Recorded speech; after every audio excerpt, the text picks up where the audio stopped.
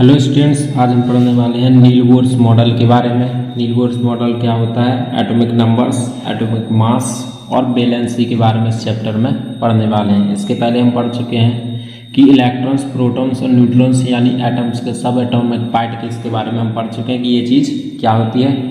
तो फिर नेक्स्ट देखते हैं कि इलेक्ट्रॉन्स को किस टाइप से किसी ऑर्बिट में रखा गया और किस ऑर्बिट में कितने इलेक्ट्रॉन्स होते, ये सारा कुछ नील बोर्स के मॉडल में दिया गया। तो ये चीज़ हम पढ़ने वाले हैं। जैसे कि इसके पहले हमने एक्सपेरिमेंट में देखा था कि जो रदरफोर्ड साइंटिस्ट थे उन्होंने बताया था कि जो इलेक्ट्रॉन्स होते हैं ये बाहर सर्कल में मूवमेंट करते हैं, बट उसमें प्रॉब्लम ये थी कि उन्होंने इसको क्लियर नहीं बता पाया था कि इलेक्ट्रॉन्स जो मूवमेंट करते हैं वो उसमें फिक्स रहते हैं या कम ज़्यादा। तो उसकी एनर्जी लेवल के बारे में कुछ भी इन्होंने नहीं बताया था, इसलिए ये इनका ड्रॉबैक रहा। तो नेक्स्ट जो साइंटिस्ट आए थे नील बोर, उन्होंने इलेक्ट्रॉन्स को एक ऑर्बिट में रखा और उसका नाम दिया था सेल या एनर्जी लेवल। तो उस एनर्जी लेवल के अकॉर्डिंग उन्होंने बताया था कि जो इलेक्ट्रॉन्स होते हैं वो उनकी एनर्जी लॉस और गेन होती है। उसका रीज़न क्या था कि ये अपने इलेक्ट्रॉन्स को किसी नेक्स्ट एलिमेंट को दे भी सकते थे या उससे ले भी कर सकते, यानी सिंपल सी लैंग्वेज में बोले तो उससे शेयरिंग कर सकते थे। यही रीज़न था कि इसमें क्या था, एनर्जी लो होती थी और एनर्जी हाई होती थी। तो इस टाइप से उन्होंने इस चीज़ के बारे में बताया था। तो नेक्स्ट फिर साइंटिस्ट आए थे नील बोर के द्वारा और एक और साइंटिस्ट बोर बरी, ठीक है। तो इसके द्वारा उन्होंने बोर बरी जो मॉडल्स दिया था उसमें बताया था कि इलेक्ट्रॉन्स कॉन्फ़िगरेशन कैसे होता है, किस ऑर्बिट में कितने इलेक्ट्रॉन्स होते हैं, ये सारी चीज़ें इसमें गिवन की थी। तो इनके अकॉर्डिंग जो था distribution of these electrons in different energy level और orbit is called electron configuration. यानी सिंपल लैंग्वेज में कि जो इलेक्ट्रॉन्स होते हैं उनके एनर्जी लेवल को डिफरेंट टाइप में जब हम अलग अलग ऑर्बिट्स में रखते हैं तो इसी को हम बोलते हैं इलेक्ट्रॉनिक कॉन्फ़िगरेशन किसी एटम्स में। तो बोर बरी के अकॉर्डिंग किसी भी सेल्स में जो इलेक्ट्रॉन्स होते हैं वो 2n² के रूप में फिल होते हैं, जिसमें हम n की संख्या जो मानते हैं 1 2 3 4। तो इसमें उस वैल्यू के अकॉर्डिंग इलेक्ट्रॉन्स किसी भी एलिमेंट के ऑर्बिट में होते हैं। सपोज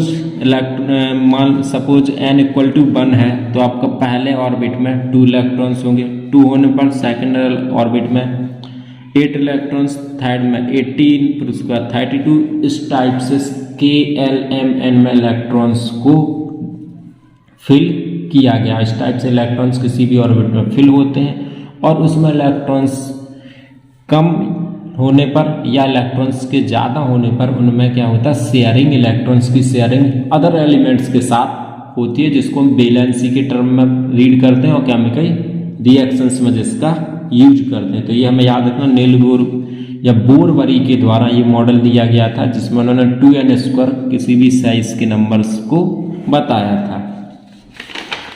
इसमें और देखेंगे कि इस टाइप से उन्होंने इलेक्ट्रॉन्स को फिल किया था ऑर्बिट्स में एटम्स के k l m n, जिसमें सबसे inside 2 electrons, after 8, after 18, after 32 electrons इन्होंने इसमें फिल किए थे एटम्स के अंदर। बताया था कि इस इलेक्ट्रॉन इस टाइप से किसी भी एटम्स में होते हैं। तो इस टाइप से इन्होंने इलेक्ट्रॉन्स के इलेक्ट्रॉन कॉन्फ़िगरेशन के बारे में बताया था। इलेक्ट्रॉन कॉन्फ़िगरेशन क्या था, इस टेबल में आप देख सकते हो कि बोर बरी के थ्रू जो इलेक्ट्रॉन कॉन्फ़िगरेशन किया था वो किस टाइप से था। जैसे इसमें देख सकते हैं, सपोज कोई एलिमेंट ले लेते हैं यहाँ पे, ये सोडियम। तो देखते हैं सोडियम का एटॉमिक नंबर होता है 11। तो उसमें पहले जो सेल होती है उसमें 2 इलेक्ट्रॉन्स, नेक्स्ट में 8 इलेक्ट्रॉन, तो लास्ट जो ऑर्बिट बचता है उसमें आता है 1 इलेक्ट्रॉन्स, ठीक है। तो इस टाइप से इलेक्ट्रॉन्स को उन्होंने फिल किया था। जब पहला ऑर्बिट कंप्लीटली फिल हो जाता है, नेक्स्ट उसके बाद नेक्स्ट ऑर्बिट में इलेक्ट्रॉन्स फिल किए जाते हैं। तो इस प्रकार उन्होंने इलेक्ट्रॉन कॉन्फ़िगरेशन के बारे में बताया था। इसमें ये कुछ और डायग्राम्स देख सकते हो। जैसे फर्स्ट ऑर्बिट में यहाँ पे 2 इलेक्ट्रॉन्स, नेक्स्ट में 1, ये लिथियम का 3 होता है, तो फर्स्ट में 2 और उसके बाद 1 इलेक्ट्रॉन। तो ये इस टाइप से उन्होंने इलेक्ट्रॉन कॉन्फ़िगरेशन के बारे में नील बोर के द्वारा बताया गया था। तो ये चीज़ इसमें याद रखनी है। 2n² नील बोर के द्वारा बताया गया था कि 2n² के फॉर्म में ही इलेक्ट्रॉन्स किसी ऑर्बिट में फिल होते हैं। ठीक है, नेक्स्ट हम देखते हैं एटॉमिक नंबर क्या होता है।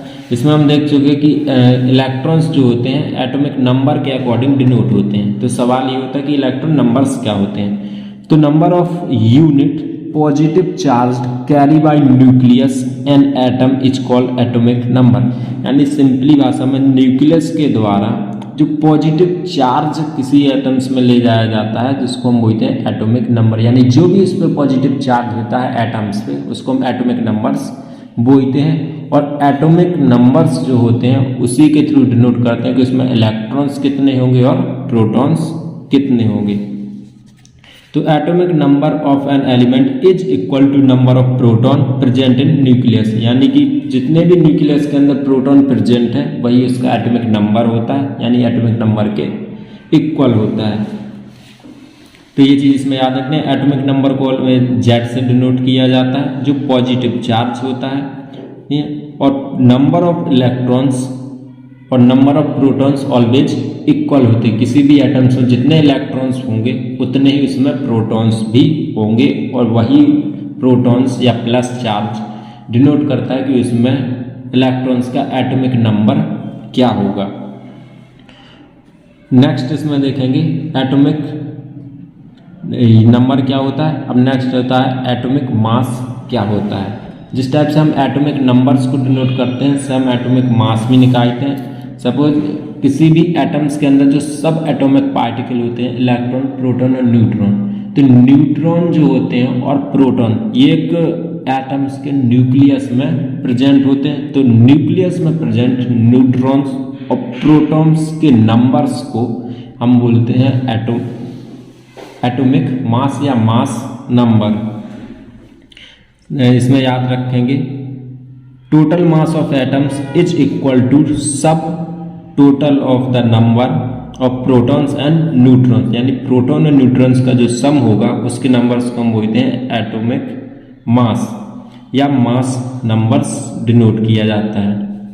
एटॉमिक मास को ए से डिनोट करते हैं। ये एटॉमिक मास इक्वल होता है number of proton plus number of neutron. तो इस टाइप से इलेक्ट्रॉन्स के किसी भी एटम्स के एटॉमिक मास को हम फाइंड कर सकते हैं। इसके कुछ क्वेश्चन देख लेंगे किस टाइप से इसमें क्वेश्चन पूछे जाते हैं। सपोज इसमें हमें क्वेश्चन गिवन कर रखा है atomic number of an element is 17। कोई एलिमेंट है जिसका एटॉमिक नंबर है 17। How many proton and electron in atom. इस एटम में कितने इलेक्ट्रॉन्स होंगे और कितने प्रोटॉन्स होंगे। तो सिंपली हम बोल सकते हैं कि किसी भी एलिमेंट का जो एटॉमिक नंबर होता है वो ऑलवेज इक्वल होता है प्रोटॉन्स के एंड इलेक्ट्रॉन्स के।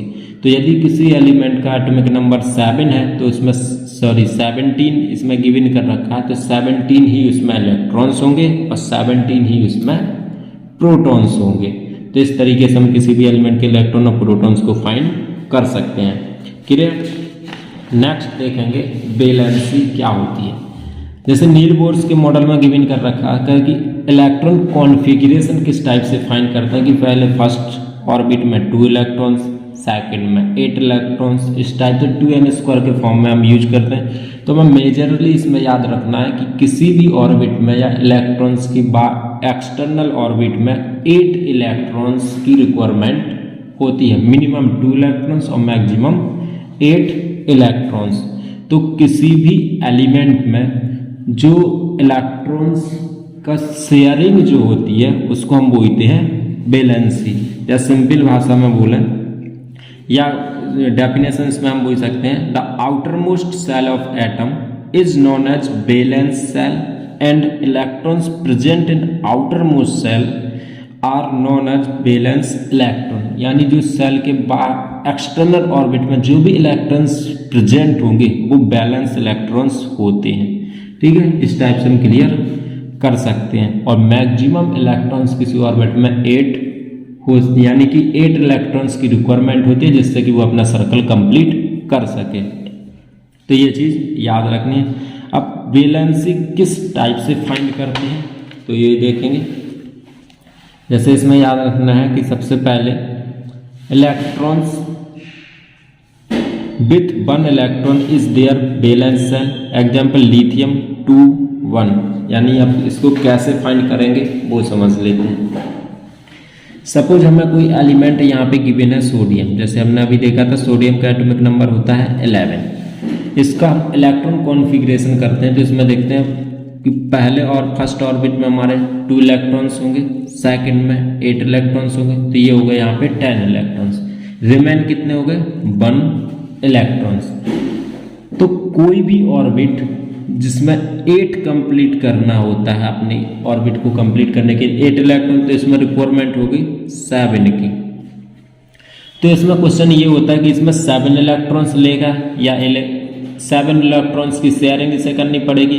तो इसमें थोड़ा सा याद रखना है कि जो इलेक्ट्रॉन्स होते हैं, जब कोई भी एलिमेंट किसी भी एलिमेंट से शेयरिंग करता है इलेक्ट्रॉन्स की, तो या तो मिनिमम वो 4 इलेक्ट्रॉन से शेयरिंग करता है। यानी सिंपली या ये बोल लें तो कि 4 इलेक्ट्रॉन से या तो उसके पास कम हो या उसके पास ज़्यादा हो, तभी वो शेयरिंग करेगा।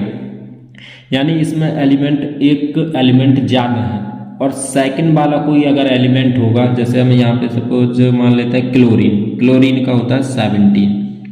तो यहाँ पे इलेक्ट्रॉन्स 2 8 और 7। तो यहाँ पे देखेंगे क्लोरीन को 1 इलेक्ट्रॉन्स की रिक्वायरमेंट है अपने सर्कल को कंप्लीट करने के लिए, और सोडियम को 7 इलेक्ट्रॉन्स की रिक्वायरमेंट है।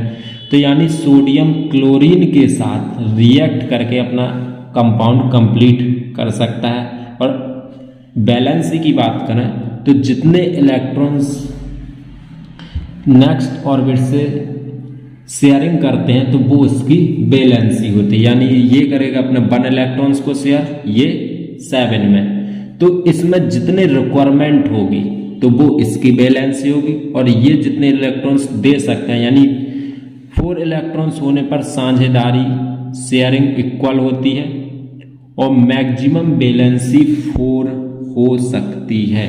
ठीक है, ये चीज इसमें याद रखना है। तो ये 4 से यहाँ पे कम है तो ये क्या कर देगा, इलेक्ट्रॉन्स को दे देगा, और इसके पास 7 है तो ये इलेक्ट्रॉन्स को बेसिकली लेगा क्योंकि इसके पास ज़्यादा है। तो ये इससे एक इलेक्ट्रॉन क्या शेयरिंग करेगा, तो दोनों की बैलेंस हम बोल सकते हैं कि 1 होगी, क्योंकि ये इलेक्ट्रॉन्स को दे रहा तो इस पर प्लस चार्ज, और जो इलेक्ट्रॉन्स को लेता यानी रिसीव करेगा तो इस पर होता है माइनस चार्ज। इस तरीके से हम बैलेंसी को फाइंड कर सकते हैं। और कुछ इलेक्ट्रॉन्स देख लेंगे, जैसे यहाँ पे सपोज मान लिया हमने कार्बन का एटॉमिक नंबर 6, फर्स्ट में 2 इलेक्ट्रॉन्स, सेकंड में 4। तो इसमें रिक्वायरमेंट है 4 इलेक्ट्रॉन्स की, यानी ये 8 इलेक्ट्रॉन्स का आधा हो गया, यानी 4 इलेक्ट्रॉन्स। तो ये या तो ये ले भी सकता है और इलेक्ट्रॉन्स को दे भी सकता है, तो इसकी बैलेंस हो जाएगी 4।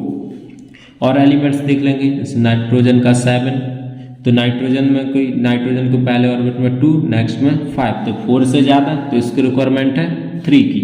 यानी ये 3 इलेक्ट्रॉन्स केवल ले सकता है, दे नहीं सकता, क्योंकि इसके पास आधे से ज़्यादा इलेक्ट्रॉन्स प्रेजेंट हैं। तो इस नाइट्रोजन की बैलेंसी हो जाएगी 3। तो इस टाइप से हम किसी भी एलिमेंट की बैलेंसी को फाइंड कर सकते हैं। आई होप कि सबको क्लियर हो गया होगा कि बैलेंसी हम कैसे फाइंड करते हैं। बैलेंसी की डेफिनेशन एक बार देख लेंगे।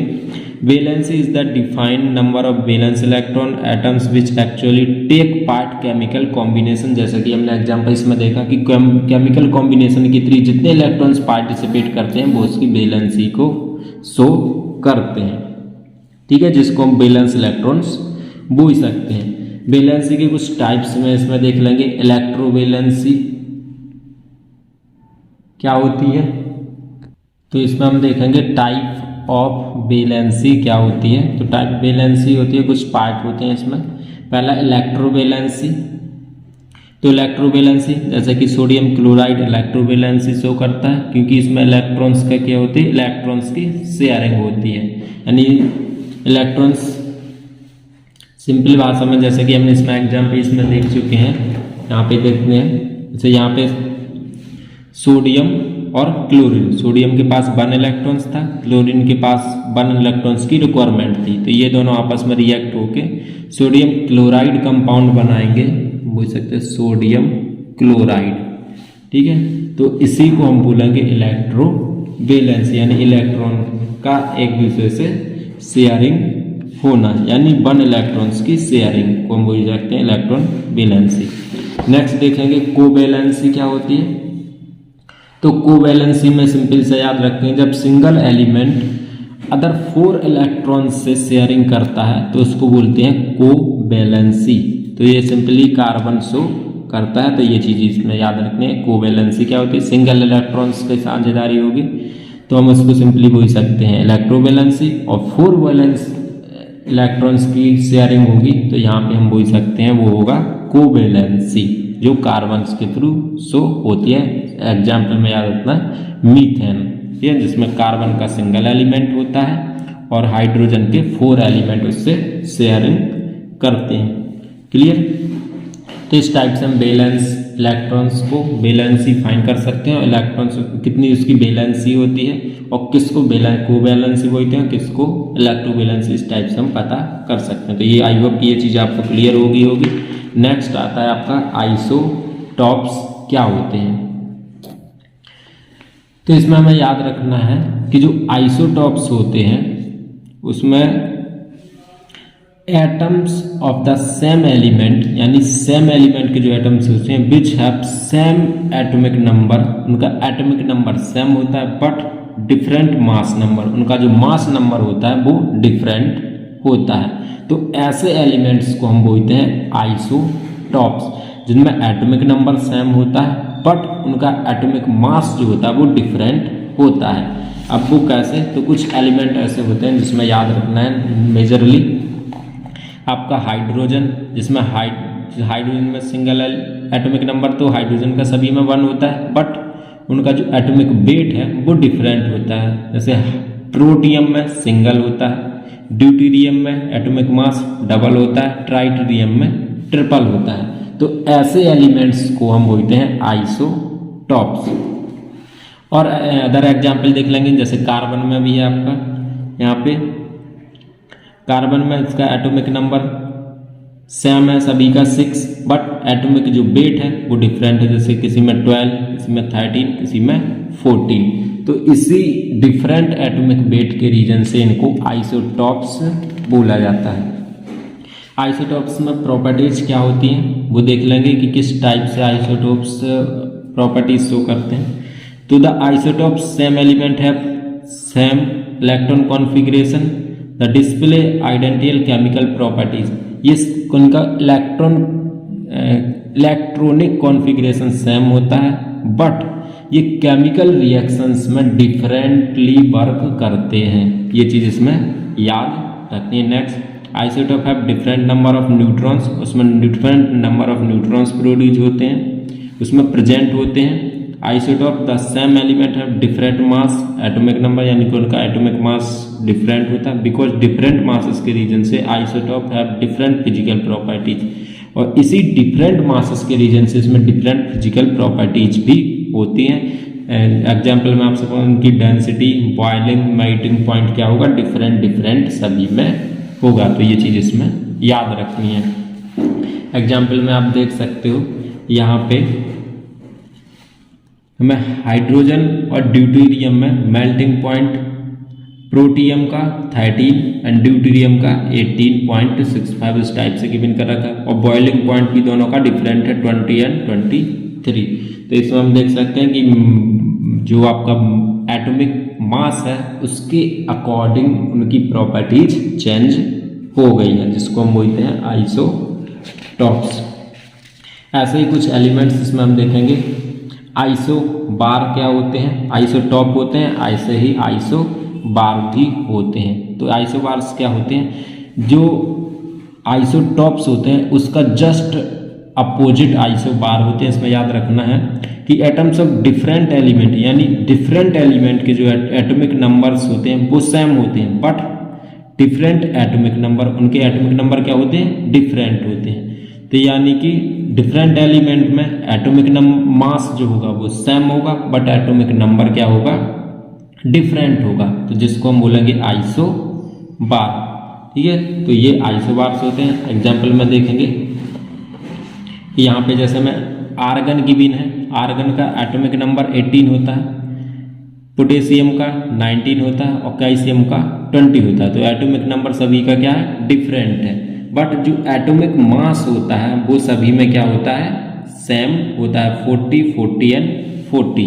तो इसमें इलेक्ट्रॉन्स डिफरेंट होंगे एंड जो प्रोटॉन्स होंगे, इलेक्ट्रॉन और प्रोटॉन्स का इनमें नंबर क्या है, सिमिलर होता है। इसी रीजन के कारण इनमें एटॉमिक मास नंबर जो होते हैं वो भी सिमिलर होते हैं। तो इसमें याद रखना है कि इन आइसोबार्स जो एलिमेंट्स होते हैं उनमें इलेक्ट्रॉन, प्रोटॉन और न्यूट्रॉन्स के नंबर मेजरली सेम होते हैं। तो ये चीज़ इसमें याद रखने कि आइसोटॉप्स क्या होते हैं, आइसोबार क्या होते हैं।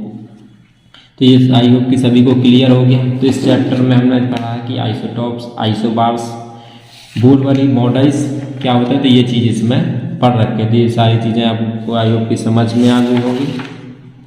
इसमें कुछ क्वेश्चंस आपको गिवन कर रखे हैं, तो ये क्वेश्चंस भी हम इसमें देख लेंगे।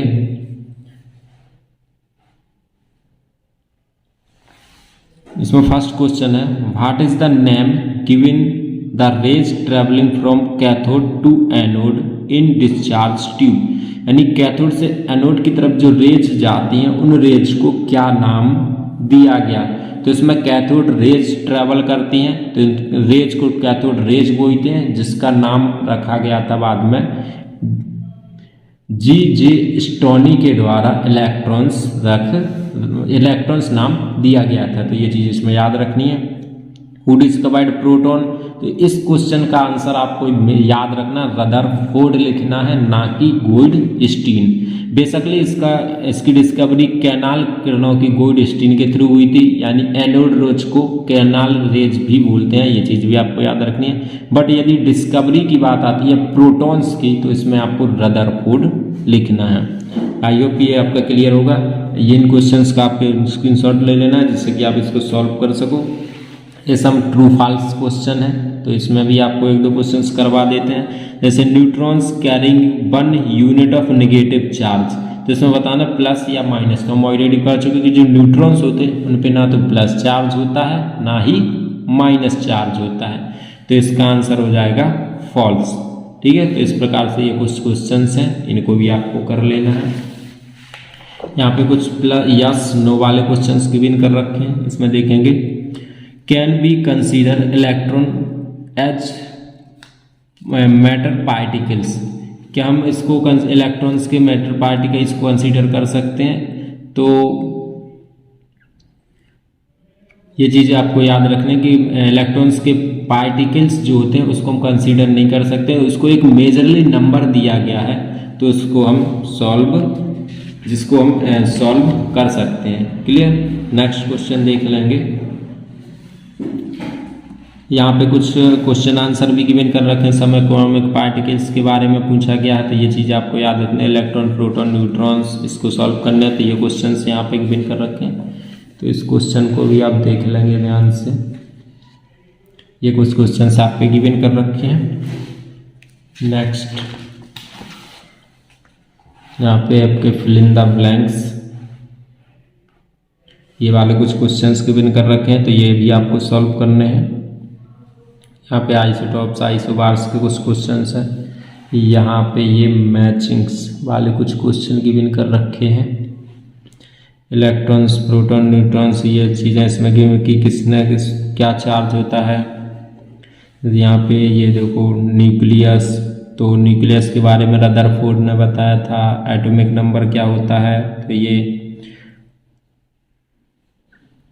इनके एटॉमिक नंबर्स होते हैं। ठीक है, तो कॉन्फ़िगरेशन मैग्नीशियम, तो मैग्नीशियम का ये होता है आपका 12 और क्लोरीन का 17, ये आपको याद रखना है।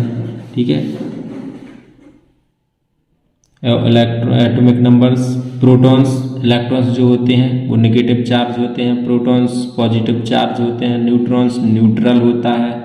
ठीक है, तो ये चीज़ें इसमें क्लियर करना है। और ये तो ये आपको ऐसे चेक कर लेना है, ठीक है। कुछ यहाँ पे ऑब्जेक्टिव क्वेश्चंस भी आपके गिवन कर रखे हैं, तो ये भी आपको देख लेने हैं। यहाँ पे कुछ असाइनमेंट भी आपको गिवन कर रखा है। तो ये सारे क्वेश्चंस आपको सॉल्व करने हैं। आई होप कि चैप्टर आपको पूरा क्लियर हो गया होगा। तो ये क्वेश्चन हमें देखने हैं। Okay, thank you. आज के लिए आपके इतनी ही क्लास। तो हमारे 2 चैप्टर कंप्लीट हो गए होंगे। इसमें अगर आपको कोई भी प्रॉब्लम आती है तो आप हमसे डिस्कस कर सकते हैं। Thank you.